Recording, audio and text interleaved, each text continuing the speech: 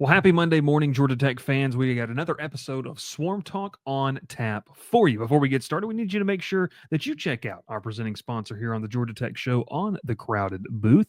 And it's section 103. You're going to want to get that Christmas gift for somebody this season. And look, we're just over a week away, so make sure you check out section103.com, the best go-to Georgia Tech gear, including player jerseys, player t-shirts, Coach Key cutoff hoodies, everything from there and more that you can find over there at section103.com. And make sure you tell them that Bryce sent you with code The Crowded Booth. That'll get you 10% off on your first order today. Well, happy Monday morning. We hope that you're doing well, whether you're watching this or listening to this when it's posted on Monday, or maybe you're listening after the fact on your drive home, or maybe your drive to the family's Christmas celebration later in the week. Make sure a couple things before we get started here. Like the video, subscribe to the YouTube channel, and check us out on all those podcast platforms. And more importantly, www.crowdedbooth.com. The big news, Haynes King and Aaron Philo going to return to Georgia Tech in 2025. I'm going to tell you why that's massive, not just for now, but for the future of the Georgia Tech program. And we're going to take a look at some of the weekend hauls through the transfer portal as well. That and more on today's episode of Swarm Talk, brought to you by the Crowded Booth. Pile in here and make yourself feel at home. The Crowded Booth is coming on. The Crowded Booth with Bryce Koon.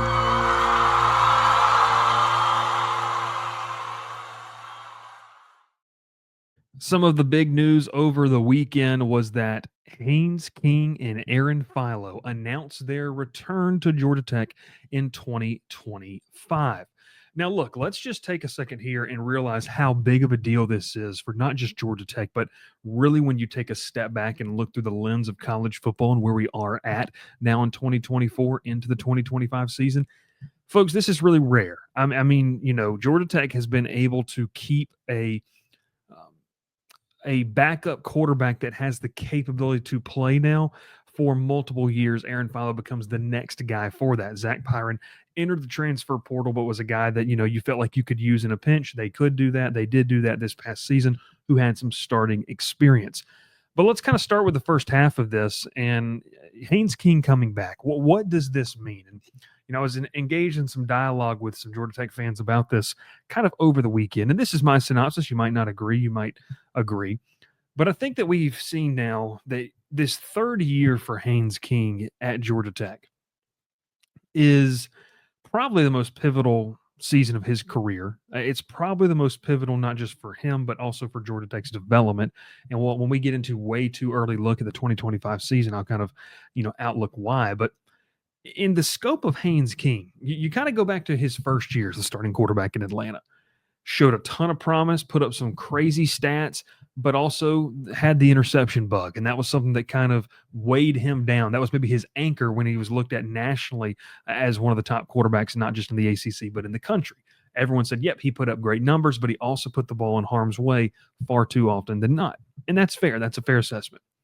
And then you kind of go into this year. I don't really know at what point Haynes King truly got hurt. I don't know if, it was early in the first couple of weeks of the season, or just to kind of say, I don't know if there's a mile marker, you want to call it, where you can kind of go in and say, okay, Haynes King was healthy here. He was ready to go here. And I kind of say that because this season was a year where he was very efficient. And I think that's the word that I would use in terms of him. Obviously, we kind of saw in that last game of the regular season against Georgia, he that was guts. That was all guts. That was all just want to in terms of what he could do. Obviously, I'm not saying he's not talented, but just in terms of him having his full arsenal and what he can do throwing the football, that really wasn't there a lot for him this year. So I think this past season for Haynes King, put him solidly into, when you take a look across college football, into the good quarterback category. That's where I would have him if I was, doing tiers of quarterbacks in college football. I think he is a good college quarterback right now in the lens of college football. So what does year 3 provide? Well, in my opinion, it provides an opportunity to go from good to great. What can you do to elevate yourself amongst a cast of a ton of good quarterbacks in college football and elevate yourself into a tier where there's not as many players into that great college football quarterback category? Now, I fully believe Haynes King's capable of that. If you can bring together, if you can marry the slinging the ball around that you saw in his first year in Atlanta and marry that with the health that he had and maybe some of the precision and the efficiency that he had here this past year, along with the run game as well that he provided.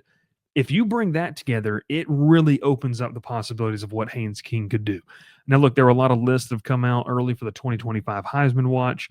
You're not going to see a lot of Haynes King on that, especially here in the month of December. But I think as we get closer to spring football and then spring turns into summer, we get into the ACC media days and preview magazine season, there's a real opportunity for someone to put some money on Haynes King to win the Heisman. And if it happens, then you're going to win a lot of money and maybe you want to support the podcast. But in all seriousness, 2025 can be a defining year of his career. Does it, catapult him into some serious draft stock? Does it catapult him as one of the great quarterbacks in ACC history? That's a guy that has that opportunity. I think that we've seen 2 years of where he's trying to, kind of figure it out. This past year was a lot of, he's the leader, he is the de facto face of this program. Now, if you can marry that together with a full clean bill of health in 2025, getting him back for next season is imperative when we look at what Georgia Tech can accomplish in a potential road to Charlotte there in 2025. I'll also add in this factor as well with Haynes King. I think it gives you a little bit of a buffer too, because look, we saw Zach Pyron leave for the transfer portal, graduated, all kudos to him, graduated from Georgia Tech, transfers to Minnesota, another Power 4 program that he's going to get a chance to lead them in the Big Ten. Aaron Philo, and this is where we insert Aaron Philo into the conversation. Look, for a lot of fans, Philo came in and played masterful for you. Did exactly what you wanted to do. You see a lot of what you see in Haynes King, in Aaron Philo, his game, his mentality, the way he, plays the game physically. And that's something you really want.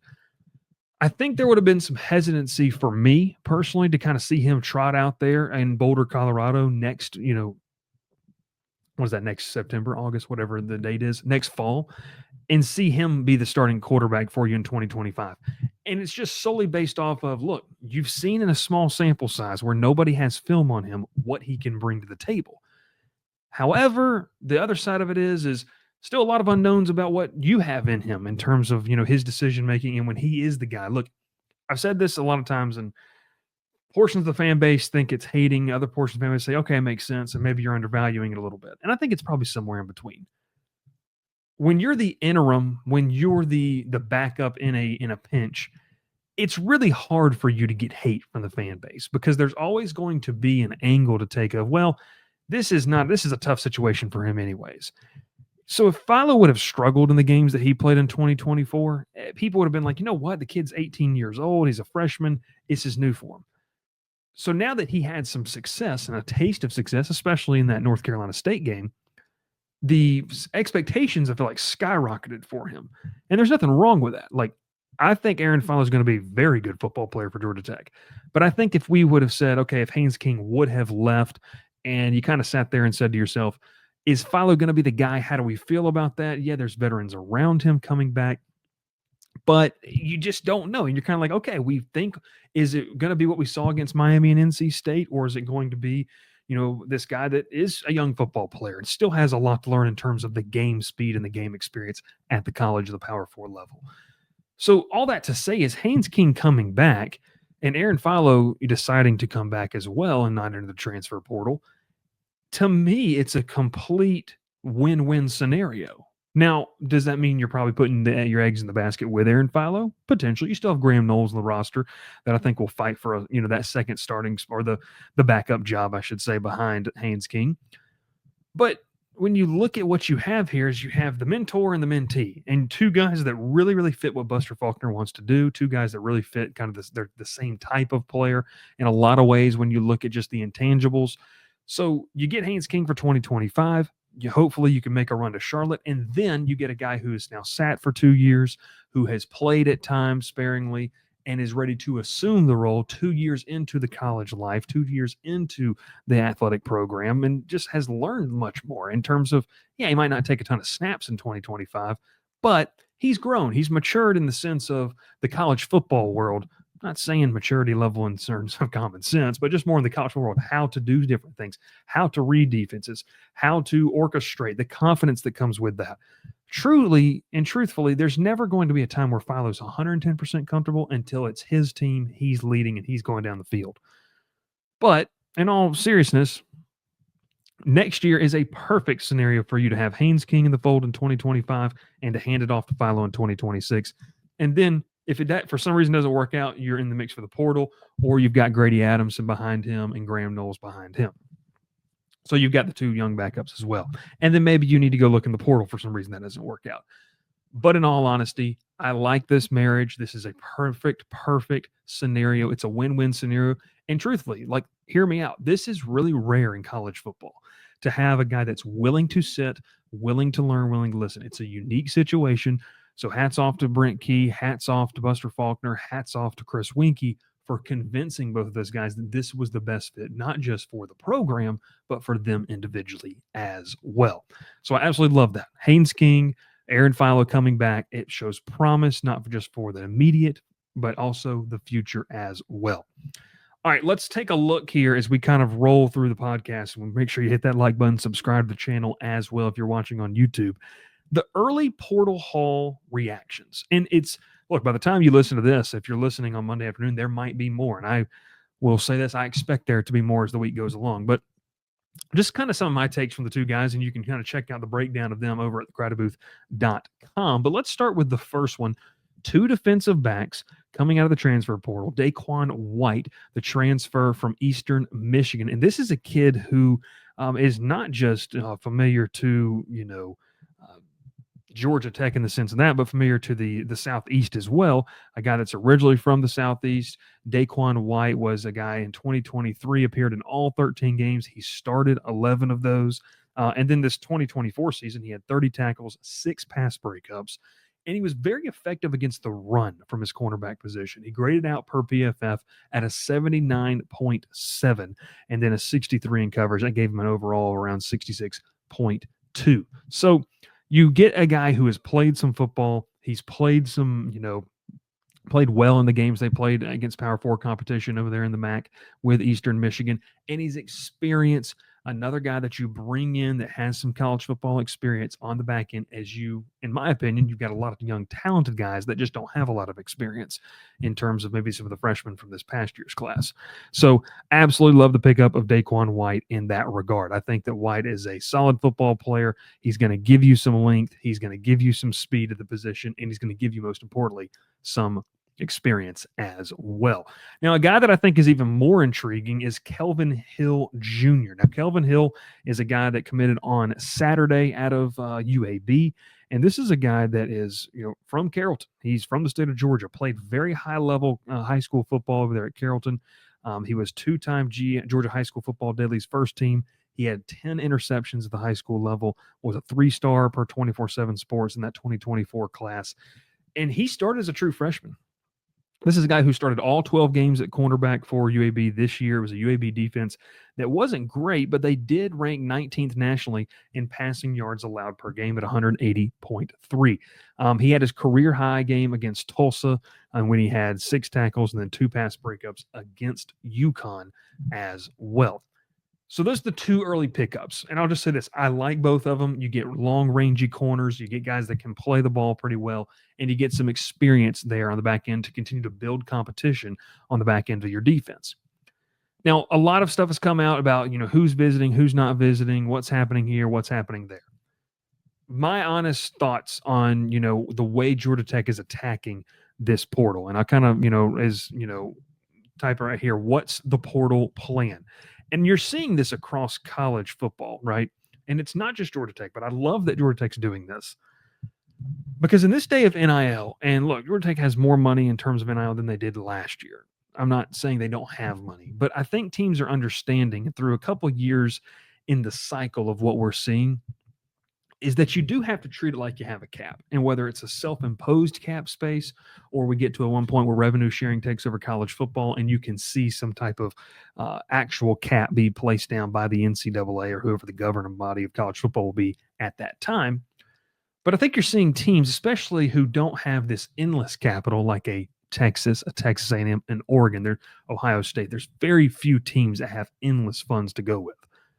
But when you're a program like Georgia Tech, where let's say you don't have the capital to go spend willy nilly in terms of where you want to go with your portal additions and even your high school recruiting as well, you have to be smart about whether you want to go off of potential or you want to go off of production.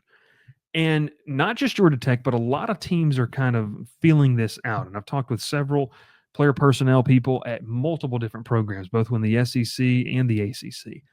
And the common theme that keeps coming up is that there's maybe a shift this year in wanting to go after production. And so the two guys that I listed right there were two guys that, yeah, they played at a lower level of college football in terms of the the G5 level, but they have production. And so when you sit down in these NFL free agent style meetings, which is what all these visits go like, by the way, it's literally you pop in, you have a itinerary of what you're going to do. Part of that is the NIL meeting. Part of it is meeting about fit. Part of it is meeting about, school and academics. Everything's involved. But when you sit and have these meetings, is that you're more willing to discuss NIL figures when you have a list of production. And so you say, let's go back. Like you look at the two DBs that Georgia Tech has already brought in. What's easy for, a guy like, people to look at and just, the defense whole, Santucci, to look at this and say, okay, this is what you've done so far. Although there's not a firm value in what we can give in terms of a market value, this is how we value this. And here's how we're going to offer you in terms of NIL, in terms of opportunities beyond NIL, stuff like that. And I think it's really intriguing to see Georgia Tech's approach to this because what we're seeing so far is you might see a guy that, was a highly rated recruit out of high school and goes to a big P4 program. And I don't want to call it a retread. That's not what it is. It doesn't work out there and he comes back, i.e. a guy like Romello Height this past offseason. And there's nothing wrong with that. You get a guy like Romello Height. He was very solid for you this year and serviceable at the defensive end position. But I think this cycle you're seeing is Georgia Tech says, okay, if we can get some guys who play, have playing experience and we feel like our money is best spent there, that seems to be kind of the theme when you look at who's visited and you talk with people in and around the program. That might be the mindset of where Georgia Tech's going with this. Instead of going for those highly rated guys by the recruiting services that maybe fall on hard times or it doesn't work out for them at their first stop, instead of being the bounce back option, what if we shop for the guys that are proven players at their level and we feel like we can make up the gap in coaching, which I think they can in terms of this defensive coaching staff. We can make up that gap to then be able to close it so that what their production at the G5 level is can translate easier to this level as well.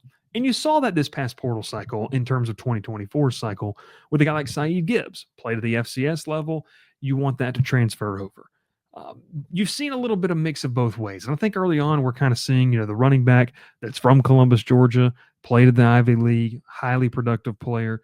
You start to kind of look at some of the names Georgia Tech's involved in, and that's kind of where they've been shopping.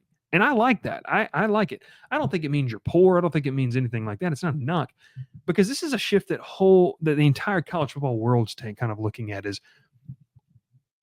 do we value, and maybe we need more data points to really kind of figure that out, but do we value more the production at the G5 level or the promise of the P4, high P4 recruit? And I think for the first couple of years, it was, well, here's this guy that was a 4 or 5 star coming out of high school. He's now moved over to, so-and-so. He's now moved over to, wherever. He's entered the portal. It didn't work out his first stop. Can we go get him on a bounce back opportunity? And I think when you're a program like Georgia Tech or several other kind of, I'd say, middle tier NIL level programs, you kind of have to weigh your options. What do you have better success with? And we're seeing across college football as a whole, teams are saying, you know what? I want that kid that balled out in the Conference USA, or I want that kid that balled out in the Sun Belt because, one, he's maybe a little bit older. He knows what he's looking for. He recognizes the value of the opportunity. And like I said earlier, maybe your team feels like that they have the coaching staff that can close that gap easier in terms of guy who is performing well and wants to step up and challenge rather than the guy that was highly touted coming out of high school and is yet to realize that potential. So, kind of in hindsight, that's the two kind of, guys that Georgia Tech has added thus far. I think it's very interesting to kind of look at what they've added so far in terms of experience. We will see and constantly continue to update what they do in the portal as well. We appreciate you so much for watching. Hope you have a fantastic rest of your Monday and the week. And make sure to tune in Monday night live at 7:30 Central, 8:30 Eastern. And we'll be live Monday and Wednesday taking a look at this playoff and getting you ready for what is sure to be an amazing inaugural 12-team playoff. My name is Bryce Koon. This is Swarm Talk, the Georgia Tech show here on the Crowded Booth. We appreciate you tuning in. Make sure you like the video. Make sure you subscribe to the channel and check out our friends at section103.com for all your Georgia Tech merch. Get it for holidays. Get it for Christmas time. Or maybe just get it for a nice New Year's present before that big bowl game in Birmingham against Vanderbilt. We'll catch you next time here on Swarm Talk, brought to you by the Crowded Booth. Pile in here and make yourself feel at home. The Crowded Booth is coming on. The Crowded Booth with Bryce Koon.